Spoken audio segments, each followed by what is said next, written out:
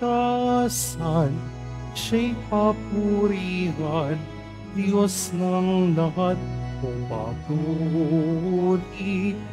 Sa kaitasan, siya'y papurihan, ngayon at magpakailanman.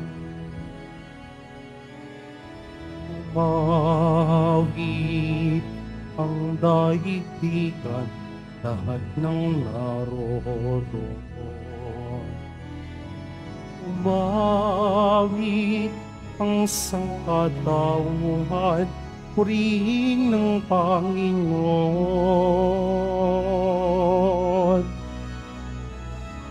Papuri sa kaitasan, siya'y papurihan, Diyos ng lahat o papuri.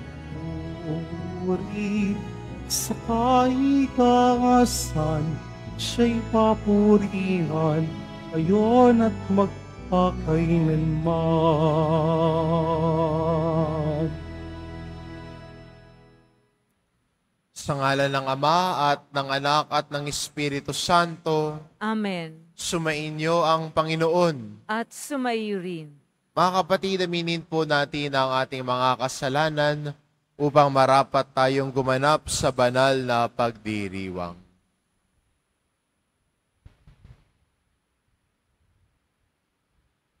Inaamin ko Sa makapangyarihang Diyos at sa inyo mga kapatid, na lubha akong nagkasala sa isip, sa salita, sa gawa, at sa aking pagkukulang.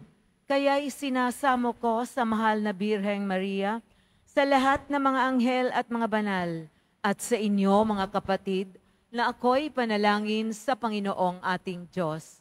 kaawaan tayo ng makapangyarihan Diyos, patawarin tayo sa ating mga kasalanan, at patubayan tayo sa buhay na walang hanggan.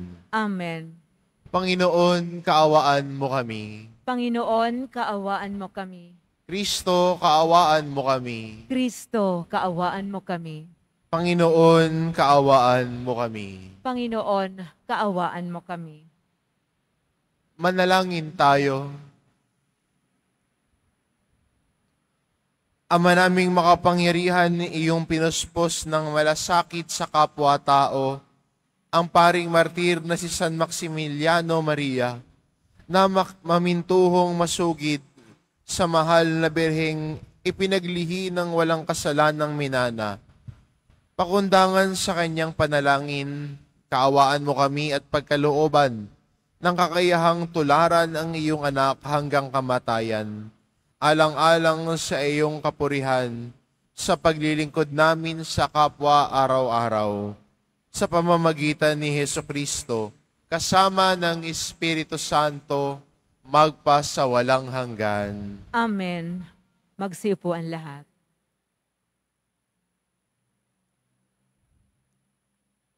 Pagbasa mula sa aklat ni Propeta Ezekiel. Sumigaw ang Panginoon, "Halik kayo, mga itinalaga, upang magpahirap sa lungsod. Dalhin ninyo ang inyong mga sandata. Mula sa pintuan sa hilaga ay pumasok ang 6 na taong tig-itigisan ng sandata. May kasama silang nakasuot ng kayong lino at may panulat sa baywang. Tumayo sila sa may altar na tanso. Noon, ang kaningningan ng Panginoon ay lumagay sa itaas ng kerubin sa may pagpasok ng templo.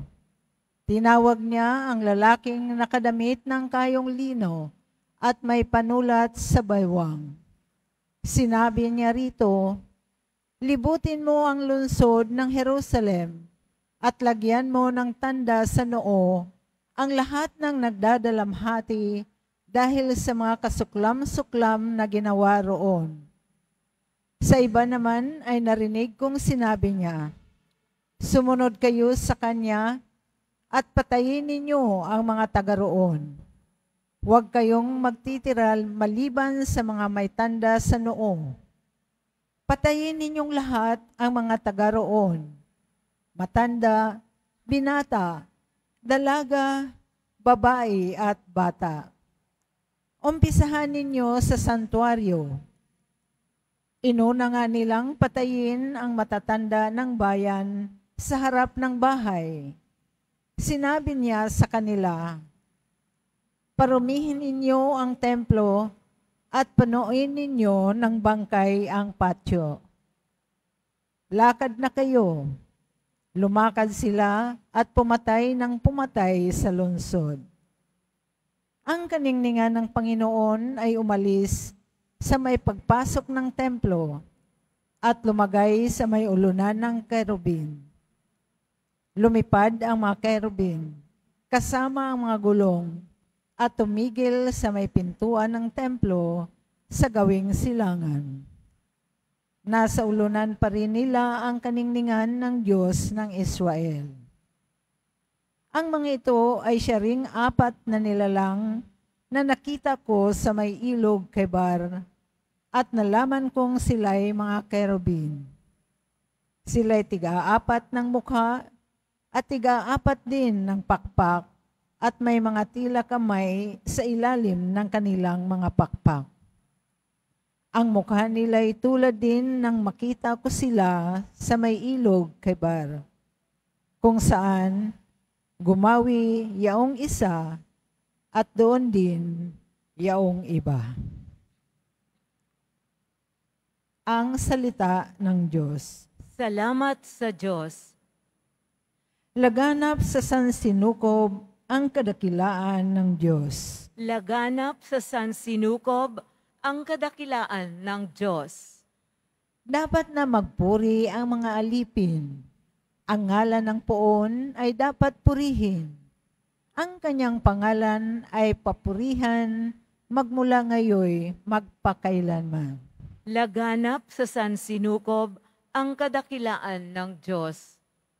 Buhat sa silangan hanggang sa kanluran, ang ngalan ng poon pupurihing tunay. Siya'y naghahari sa lahat ng bansa, lampas pa sa langit ang pagkadakila. Laganap sa sansinukob ang kadakilaan ng Diyos. Walang makatulad ang Panginoong Diyos na sa kailangitan doon nalulugto. Buhat sa itaas siya'y tumutunghay, ang lupa at langit kanyang minamasdan. Laganap sa sansinukob ang kadakilaan ng Diyos. Tumayo na po ang lahat.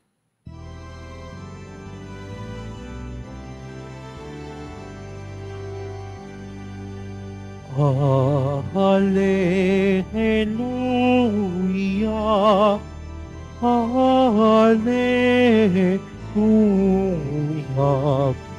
Hallelujah,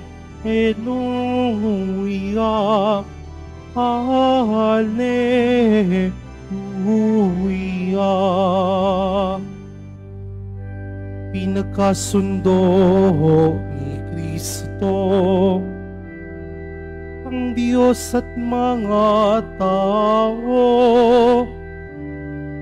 kaya't napatawad tayo. Hallelujah, Hallelujah, Hallelujah,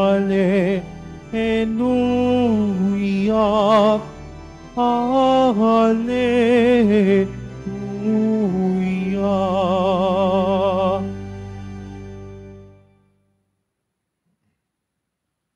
Sumainyo ang Panginoon. At sumaiyo rin. Ang mabuting balita ng Panginoon ayon kay San Mateo. Papuri sa iyo, Panginoon. Noong panahong iyon, sinabi ni Jesus sa kanyang mga alagad, "Kung magkasala sa inyo ang kapatid mo, puntahan mo siya at kausapin ng sarilinan. Kapag nakinig siya sa iyo, ang pagsasama ninyong magkakapatid ay napanauli mo sa dati at mapapanumbalik mo siya sa Ama. Ngunit kung hindi siya makinig sa iyo, magsama ka pa ng 1 o 2 tao upang ang lahat ng pinag-usapan ninyo ay mapatunayan ng 2 o 3 saksi. Kung hindi siya makinig sa kanila, sabihin mo ito sa pagtitipon ng simbahan. At kung hindi pa siya makinig sa nagtitipong simbahan, ituring mo siyang isang hintil o isang publikano. Sinasabi ko sa inyo, anumang ipagbawal ninyo sa lupa ay ipagbabawal sa langit, at anumang ipahintulot ninyo sa lupa ay ipinahihintulot sa langit. Sinasabi ko rin sa inyo, kung ang 2 sa inyo dito sa lupa ay magkaisa sa paghingi ng anumang bagay sa inyong panalangin, ipagkakaloob ito sa inyo ng aking Amang nasa langit. Sapagkat saan man may 2 o 3 nagkakatipon dahil sa akin, naroon akong kasama nila. Ang mabuting balita ng Panginoon. Pinupuri ka namin, Panginoong Heso Kristo. Magsiupuan lahat.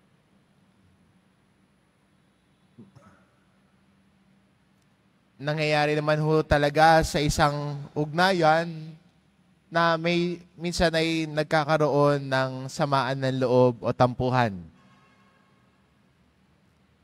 May nangyayaring conflicts. At ang ating ebanghelyo ngayon ay practical approach on how to handle conflicts. Tinuturo sa atin ni Jesus sa ating ebanghelyo, anong gagawin mo kung may mga pagkakataon na may hindi ka nakakasundo? Ang sabi ni Jesus una, kausapin mo ng sarilinan. Kausapin mo. Mag-usap kayong 2. Nangyayari ho kasi ngayon, imbis na mag-usap yung 2, nagpaparinigan ho sa Facebook. No? Anong pakialam ng ibang tao sa away at problema ninyo?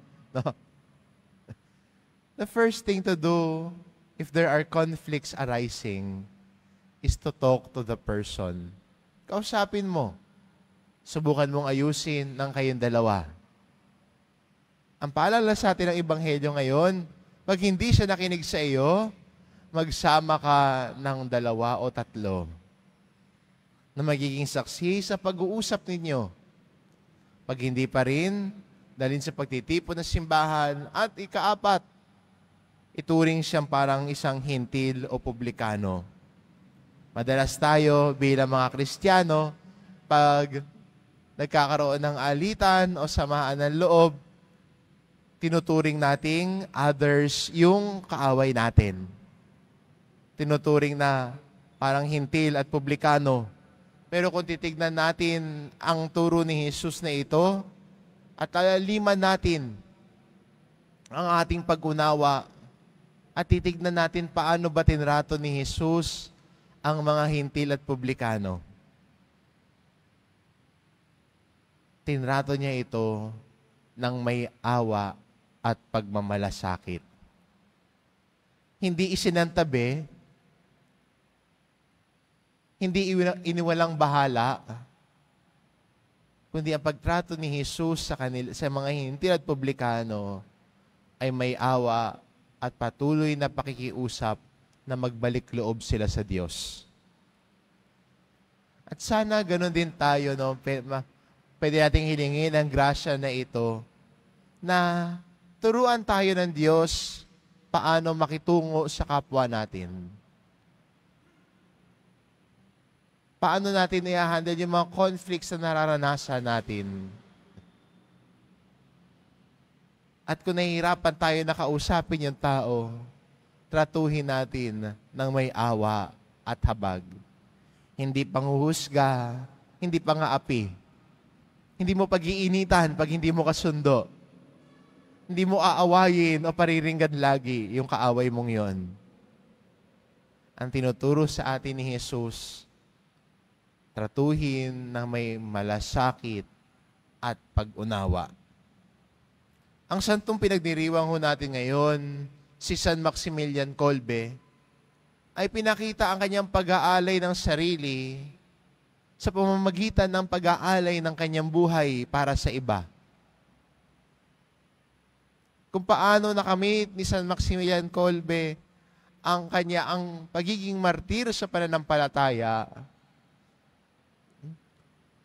Isang araw may tumakas ho na preso sa kulungan nung panahon ho ng World War II.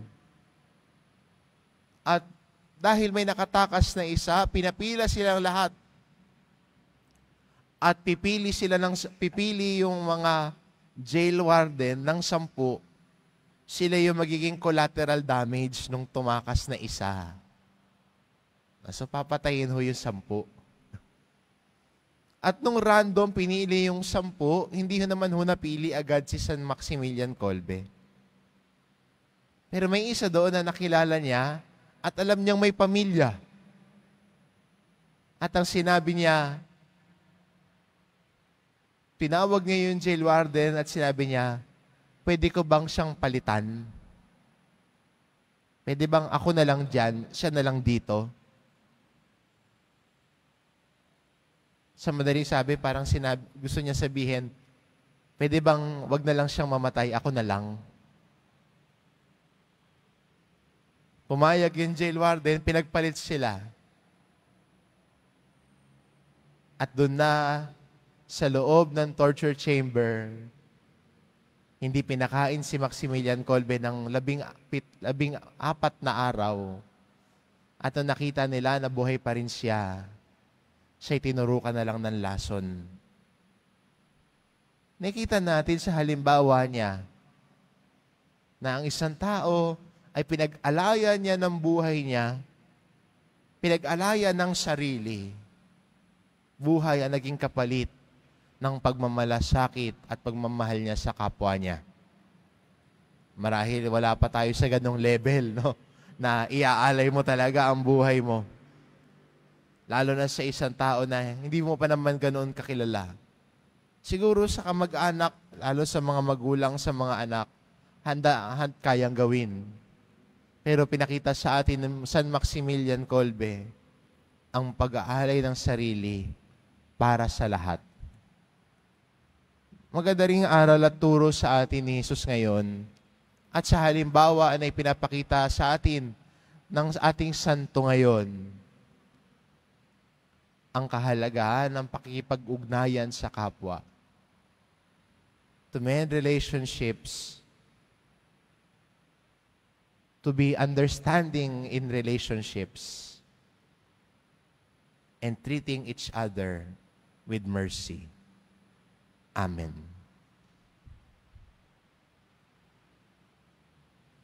Tumayo po ang lahat.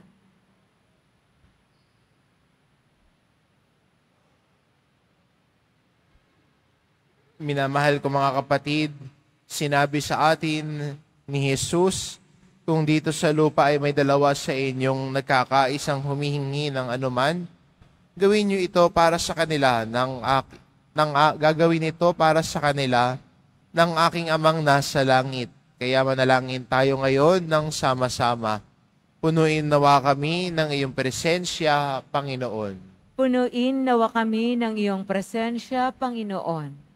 Ang mga miyembro ng simbahan, naway maging malapit ang kalooban sa isa't isa at mamuhay sa kapayapaan at pagkakasunduan. Manalangin tayo. Punuin nawa kami ng iyong presensya, Panginoon. Ang mga pinuno ng mga bansa, naway igalang ang karapatan ng bawat tao at iwaksi ang pag-uusig at pananakit. Manalangin tayo. Punuin nawa kami ng iyong presensya, Panginoon.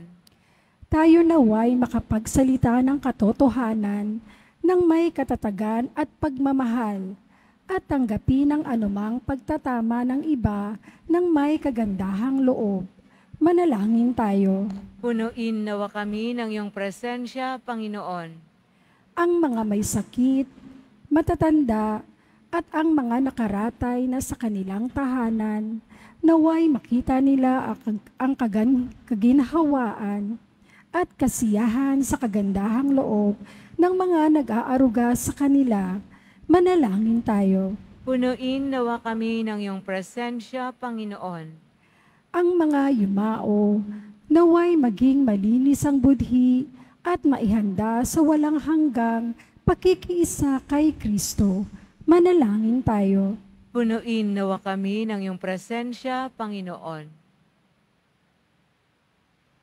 Ama naming nasa langit, kapiling namin ang iyong anak, inihiling namin na tulungan mo kaming manalig sa kabutihan ng bawat tao at maging mahinahon kami sa isa't isa tulad ng pagiging mabuti mo sa amin. Hinihiling namin ito sa pamamagitan ni Kristong aming Panginoon. Amen. Magsiupo ang lahat.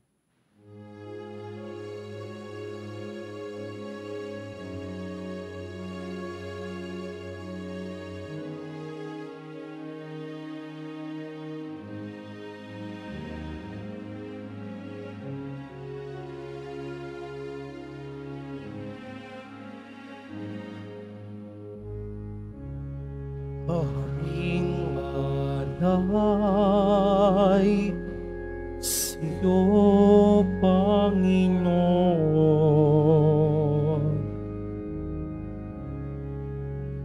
Ang tinapay at alak na iyong kaloob upang umitain buhay na iningalay nang tayo'y magdiwang bilang isang sambayanan.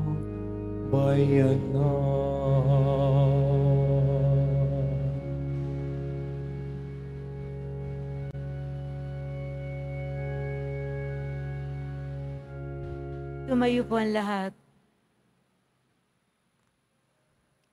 Manalangin kayo mga kapatid, upang ang paghahain natin ay kalugdan ng Diyos amang makapangyarihan. Tanggapin nawa ng Panginoon itong paghahain sa iyong mga kamay sa kapurihan niya at karangalan sa ating kapakinabangan at sa buong sambayanan niyang banal.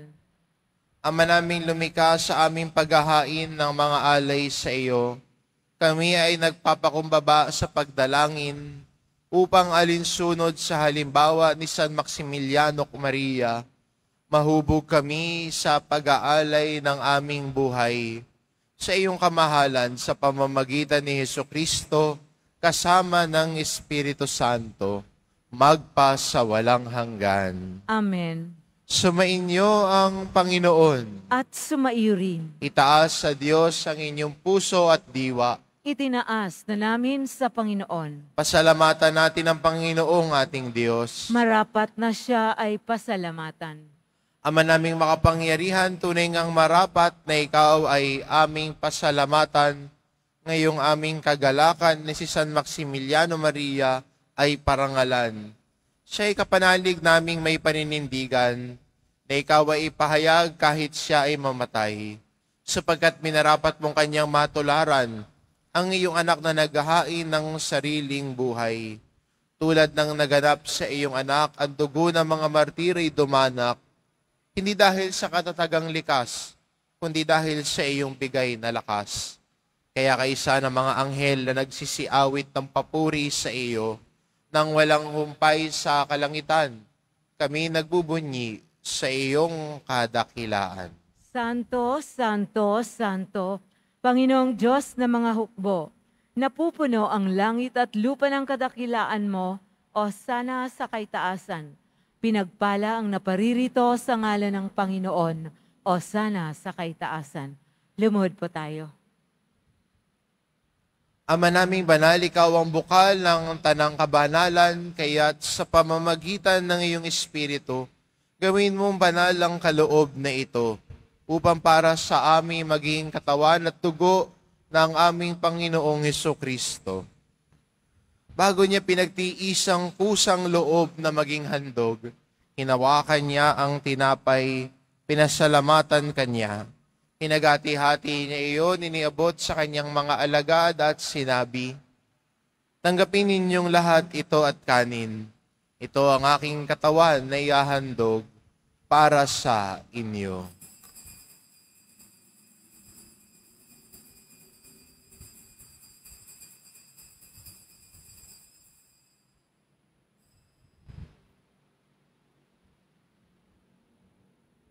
Gayun din naman na matapos ang hapunan, hinawakan niya ang kalis. Muli kanyang pinasalamatan. Iniabot niya ang kalis sa kanyang mga alagad at sinabi, "Tanggapin ninyong lahat ito at inumin, ito ang kalis ng aking dugo, ng bago at walang hanggang tipan. Ang aking dugo na ibubuhos para sa inyo at para sa lahat, sa ikapagpapatawad ng mga kasalanan. Gawin ninyo ito sa pag-alala sa akin."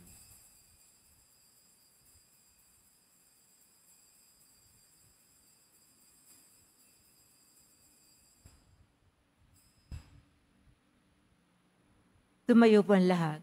Ipagbunyi natin ang misteryo ng pananampalataya. Si Kristo ay namatay, si Kristo ay nabuhay, si Kristo ay babalik sa wakas ng panahon. Ama, ginagawa namin ngayon ang pag-alala sa pagkamatay at muling pagkabuhay ng iyong anak, kaya tinaalay namin sa iyo ang tinapay na nagbibigay buhay at ang kalis na nagkakaloob ng kaligtasan. Kami nagpapasalamat dahil kami iyong minarapat na tumayo sa harap mo para maglingkod sa iyo. Isinasamo namin kaming magsasalo-salo sa katawan at dugo ni Kristo ay mabuklod sa pagkakaisa sa pamamagitan ng Espiritu Santo. Ama, lingapin mo ang iyong simbahang laganap sa buong daigdig. Puspusin mo kami sa pag-ibig, kaisa ni Francisco na aming Papa at ni Jose na aming Obispo at ng Tanang Kaparian. Alalahanin mo rin ang mga kapatid naming nahimlay na may pag-asang sila'y muling mabubuhay, gayon din ang lahat ng mga pumanaw. Kaawaan mo sila at patuloyin sa iyong kaliwanagan. Kaawaan mo at pagintapatin kaming lahat na makasalo sa iyong buhay na walang wakas. Kaisa na mahal na Birheng Maria na ina ng Diyos, ng kabiyak ng puso niyang si San Jose, kaisa ng mga apostol at ng lahat ng mga banal na namuhay dito sa daigdig ng kalugod-lugod sa iyo, maipagdiwang nawa namin ang pagpupuri sa ikararangal mo sa pamamagitan ng iyong anak na aming Panginoong Heso Kristo. Sa pamamagitan ni Kristo kasama niya at sa Kanya, ang lahat ng parangal at papuri ay sa iyo, Diyos amang makapangyarihan, kasama ng Espiritu Santo, magpasawalang hanggan. Amen. Sa tagubilin ng mga nakagagaling na utos at turo ni Jesus na Panginoon natin at Diyos, ipahayag po natin ng lakas loob. Ama namin, sumasalangit ka, sambahin ang ngalan mo, mapasa amin ang kaharian mo, sundin ang loob mo dito sa lupa para nang sa langit. Bigyan mo kami ngayon ng aming kakanin sa araw-araw at patawarin mo kami sa aming mga sala para nang pagpapatawad namin sa nagkakasala sa amin at huwag mo kaming ipahintulot sa tukso at iadya mo kami sa lahat ng masama. Hinihiling namin kami adya sa lahat ng masama pagkalooban ng kapayapaan araw-araw. Iligtas sa kasalanan at ilayo sa lahat ng kapahamakan. Samantalang aming pinananabikan ang dakilang araw ng pagpapahayag ng tagapagligtas naming si Hesu Kristo. Sapagkat iyong karian at ang kapangyarihan at ang kapurihan magpakailanman. Amen.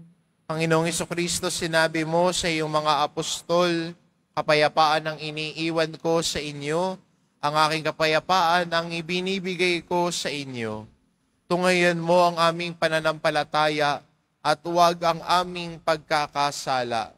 Pagkalooban mo kami ng kapayapaan at pagkakaisa, ayon sa iyong kalooban, kasama ng Espiritu Santo, magpasawalang hanggan. Amen. Ang kapayapaan ng Panginoon ay laging sumainyo. At sumaiyo rin. Magbigayan kayo ng kapayapaan sa isa't isa.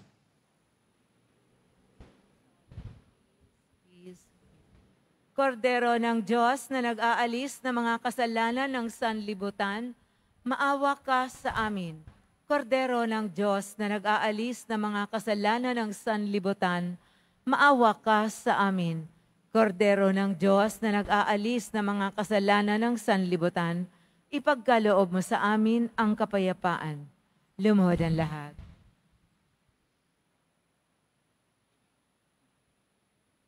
Itong kordero ng Diyos, ito nag-aalis ng kasalanan ng sanlibutan. Mapalad ang mga inaanyayahan sa kanyang piging. Panginoon, hindi ako karapat-dapat na magpatuloy sa iyo, ngunit sa isang salita mo lamang ay gagaling na ako.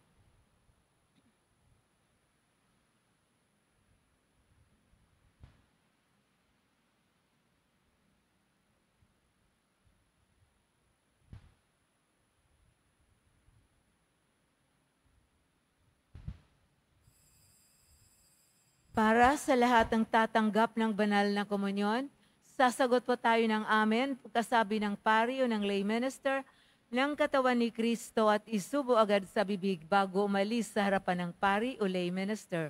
Sumunod po tayo.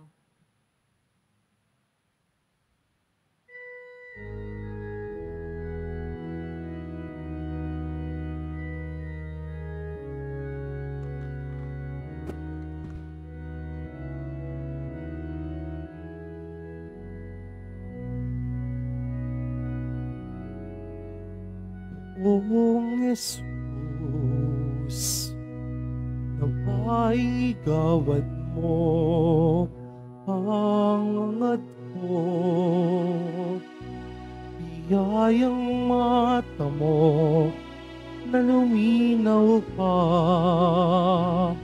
at mag-ibayo bawat araw. Pagkakita ko sa'yo, gawing wagas, pagsunod sa iyong mga bakas, gawing wagas, paglingkod sa iyo hanggang wakas, naway ang ibig ko, gawin ang ibig mo. Sa kapwa ko'y maging katulad mo.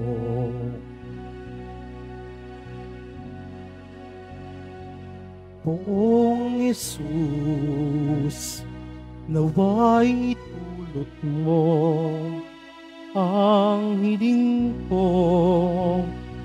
Biyayang mata mo na lumalim pa at mag-ibayo bawat araw.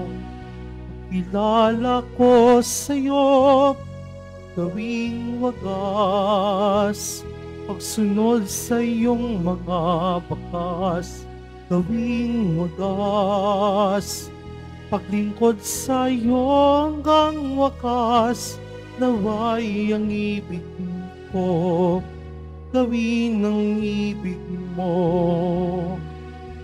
Sa kapwa ko'y maging katulad mo.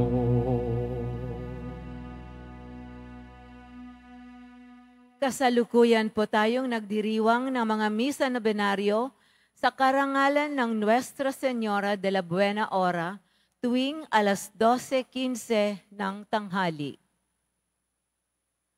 Sa darating na ika-15 ng Agosto bukas, sa ganap na alas 5 ng hapon, ay gaganapin ang maringal na misa sa pagdiriwang ng dakilang kapistahan ng pag-aakyat sa langit ng mahal na Birheng Maria at sa karangalan ng Nuestra Señora de la Buena Hora.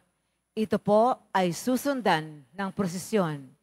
Inaanyayahan po ang lahat na dumalo. Pagkatapos ng misa, wiwisikan po ang lahat ng banal na tubig. Pinakikiusapan ang lahat na manatili lamang muna sa inyong mga lugar. Sa Quezon Boulevard o sa Plaza San Juan lamang ang labasan ng lahat. Sumunod po tayo. Maraming salamat po sa inyong pagdalaw at pagsisimba sa Basilica Menor at Pambansang Dambana ni Jesus Nazareno. Tumayo na po ang lahat. Manalangin tayo. Panginoong Hesukristo, kami ay nagsusumamo upang pakundangan sa aming pakikinabang sa iyong katawan at dugo, aming makamtan ang maalab na pagmamahal na tinanggap ni San Maximiliano Maria sa pagpiging na banal. Hari naming nabubuhay, kasama ng Ama at ng Espiritu Santo, magpasawalang hanggan. Amen. Sumainyo ang Panginoon. At sumaiyo rin. Mahal na pong Jesus Nazareno, inihayag mo sa pamamagitan ng krus ang walang maliw na pag-ibig ng Diyos sa sangkatauhan. Pakinggan mo ang kahilingan ng iyong angkan na nagsusumamo sa iyo. Makamtanawa nila ang iyong katugunan at tanggapin ang kasagutan na may utang na loob na tinatanaw. Basbasan din po ninyo ang mga may daladala nilang imahin at dasalan sa pamamagitan ng bendisyon na ito, naway maalala nila ang mga pangako nila noon sa binyag, na ikaw ang kanilang iibigin at paglilingkuran. Bilang Panginoon, magpasawalang hanggan. Amen. At pagpalain kayo ng ating mapagmahal na Diyos, ang Ama at ang Anak at ng Espiritu Santo. Amen. Humayo kayo, taglay ang kapayapaan ng poong Jesus Nazareno. Salamat sa Diyos.